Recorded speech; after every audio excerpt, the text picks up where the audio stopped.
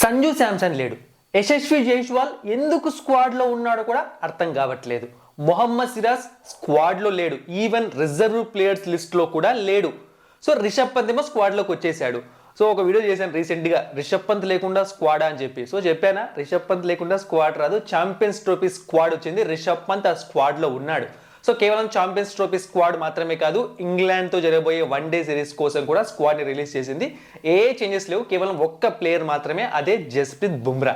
So Jasprit బుమ్రాను subjective fitness అని పెట్టారనమాట. అంటే ఫిట్నెస్ ఉంటేనే తను ఆడతాడనమాట ఛాంపియన్స్ ట్రోఫీ అనేది, లేకుంటే హర్షిత్ రాణా కంటిన్యూ అయ్యే ఛాన్సెస్ ఉంటాయి, లేదా చేంజెస్ ఏమైనా జరగచ్చు, ఎందుకంటే ఫిబ్రవరి 11th వరకు అవకాశం ఉంది కాబట్టి.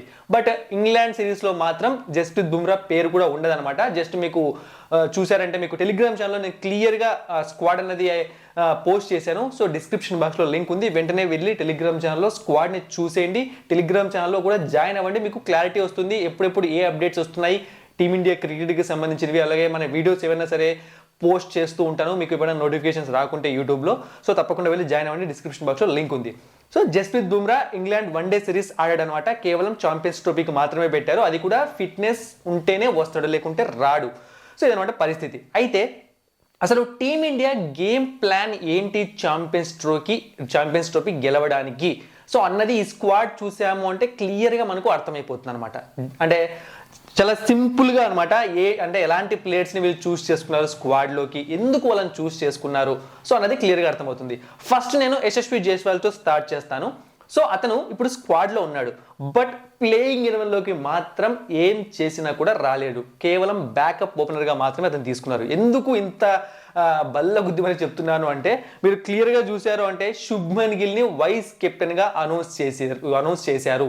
సో వైస్ కెప్టెన్ అంటే ఏంటి, ఖచ్చితంగా టీంలో ఉంటాడు. సో శుభ్మన్ గిల్ ఆడే పొజిషన్ ఏంటి, ఓపెనింగ్ పొజిషన్. సో అందరం ఏమనుకున్నాము, యశస్వి జైస్వాల్ ఓపెనింగ్ చేస్తాడని చెప్పి అందరూ ఊదరగొట్టేశారనమాట. నేను కూడా చెప్పాను అంటే ఛాన్స్ ఉంది అని చెప్పి. సో బట్ ఇక్కడ చూసాము అంటే బ్రేక్ పడిపోయింది ప్రతి ఒక్కరికి. ఇప్పుడు యశస్వి జైస్వాల్ ఓపెనింగ్ చేయలేడు, లెఫ్ట్ హ్యాండ్ రైట్ హ్యాండ్ తొక్క ఏమీ లేదనమాట. రోహిత్ శర్మ అండ్ శుభ్మన్ గిల్ ఓపెనింగ్ చేస్తారు. సో ఇదనమాట ఒక మెయిన్ క్లారిటీ. అండ్ ఇంకొక క్లారిటీ ఇస్తాను ఇప్పుడు, ఎందుకు సంజు శాంసన్ స్క్వాడ్లో లేడు. ఇప్పుడు నేను మిమ్మల్ని క్వశ్చన్ అడుగుతాను, కామెంట్ సెక్షన్లో కామెంట్ చేయండి, ఎందుకు సంజు శాంసన్ స్క్వాడ్లో ఉండాలి. సో మీరు ఒకసారి చూసారు అంటే ఈ స్క్వాడ్తో ఒక్కసారి ప్లేయింగ్ 11ని మీ మైండ్లో అలా లైట్గా బిల్డ్ చేసుకోండి. సో చూసారు అంటే ఆల్మోస్ట్ 4 పొజిషన్స్ ఫిల్ అయిపోయాయి శ్రేయస్ అయ్యర్ వరకు. నెక్స్ట్ ఎవరు వస్తారు, KL Rahul. Obviously KL Rahul వస్తాడు, రిషబ్ పంత్ కూడా రాడు. తర్వాత ఆల్రౌండర్స్ అనుకున్నా, సో తర్వాత బౌలర్స్ స్పిన్నర్స్ అనుకున్నా సరే సంజు శాంసన్ ఆడే పొజిషన్ 3-4, లేకుంటే ఇప్పుడు చూసాము అంటే ఓపెనింగ్ కూడా చేస్తున్నాడు T20లో. సో ఆ పొజిషన్ తనకు బాగా సెట్ అవుతాయి.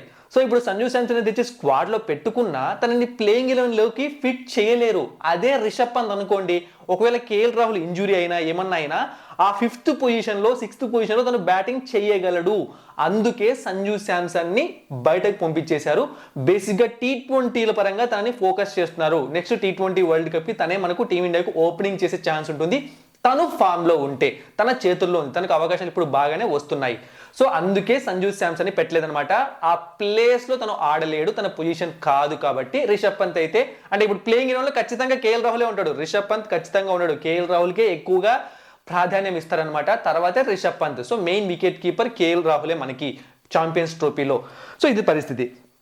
ఇక నెక్స్ట్ చూసాము అంటే మొహమ్మద్ సిరాజ్ ఎందుకు లేడు, ఇది మనం డిస్కస్ చేయాల్సిన అవసరం లేదు. డైరెక్ట్గా రోహిత్ శర్మనే స్వయంగా ప్రెస్ కాన్ఫరెన్స్లో అంటే ఈ స్క్వాడ్ అనౌన్స్ చేసేటప్పుడు చెప్పాడనమాట.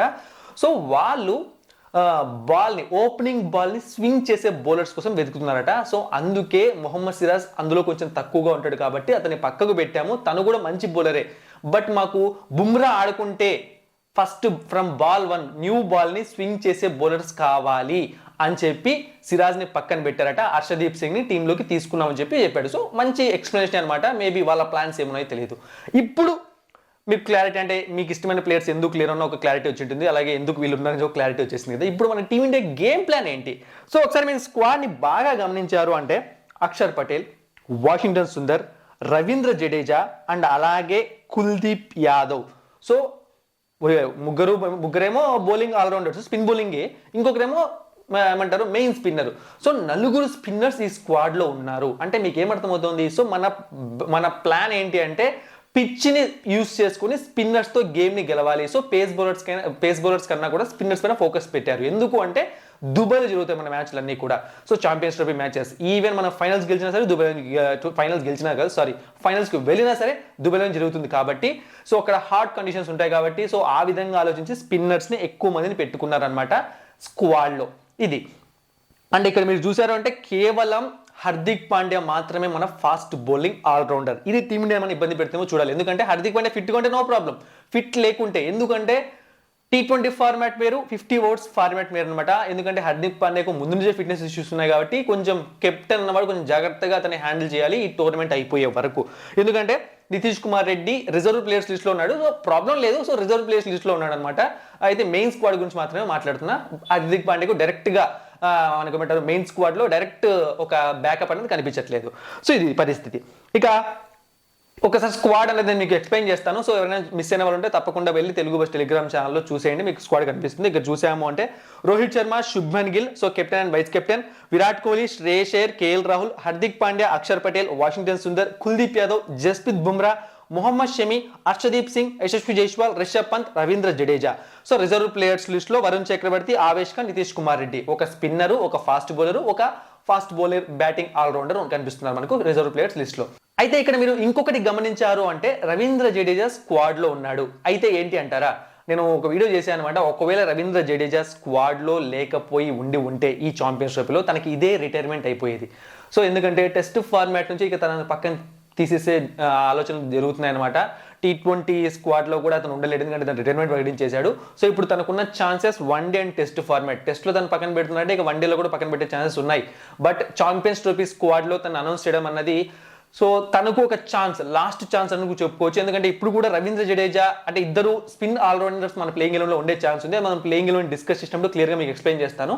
సో మరి ఆ ఇద్దరిలో ఖచ్చితంగా అక్షర్ పటేల్ని డ్యామ్ షూట్గా పెట్టుకుంటారు. ఇంకొక ప్లేయర్ ఎవరు, వాషింగ్టన్ సుందరా లేకుంటే రవీంద్ర జడేజానా, ఇది మనకు ఒక కన్ఫ్యూజన్ ఉందన్నమాట. సో జడేజాకి ఛాన్స్ ఇస్తే మాత్రం ప్రూవ్ చేసుకుని తన ఇంకొక కప్పు టీమిండియాకు ఇచ్చే ఛాన్స్ తనకు వస్తుంది. లేదంటే మాత్రం ఇక తనని ఒక బ్యాకప్ గా మాత్రమే, ఒక క్వాలిటీ బ్యాకప్ గా టీంలో పెట్టుకున్నట్టే అవుతుంది. సో చూద్దాం యంగ్ ప్లేయర్స్ నమ్ముతారా, అంటే వాషింగ్టన్ సుందర్ నమ్ముతారా లేకుంటే రవీంద్ర జడేజా నమ్ముతారా. సో టీమిండియా స్క్వాడ్ ఎలా ఉందో మీరు మీ మాటలో కామెంట్ సెక్షన్ లో కామెంట్ చేయండి. అంటే మీకు ఇష్టమైన ప్లేయర్స్ ఎవరైనా లేకపోయి ఉంటే, ఆల్మోస్ట్ నేను అందరినీ అంటే ఇప్పుడు మెయిన్ ప్లేయర్స్ గురించి నేను ఎక్స్ప్లెయిన్ చేశాను, వాళ్ళు ఎందుకు లేరు, ఎందుకు ఉండాల్సి వచ్చేది అవన్నీ.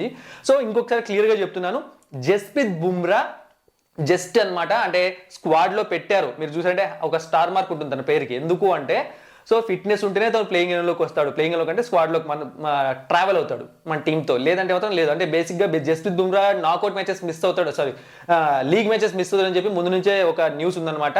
సో దాని ప్రకారం చూసుకున్నామంటే తనని కేవలం నాకౌట్ మ్యాచెస్ కోసం మాత్రమే పెట్టుకున్నారు టీంలోకి. అంటే అప్పటికి ఫిట్ అయి ఉంటే ఖచ్చితంగా నాకౌట్ మ్యాచ్ ప్లేయింగ్ ఎలెవెన్లోకి వచ్చేస్తారు, లేదంటే మాత్రం ఇక డౌటే మనం.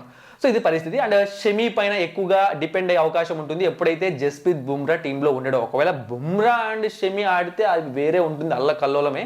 సో హర్షదీప్ సింగ్ కి కూడా ప్లేయింగ్ ఎలెవెన్లో ఛాన్స్ వచ్చే ఛాన్సెస్ కనిపిస్తున్నాయి. సో మరి మన స్క్వాడ్ ఎలా ఉందో కామెంట్ సెక్షన్లో కామెంట్ చేయండి. Thank you for watching and supporting me.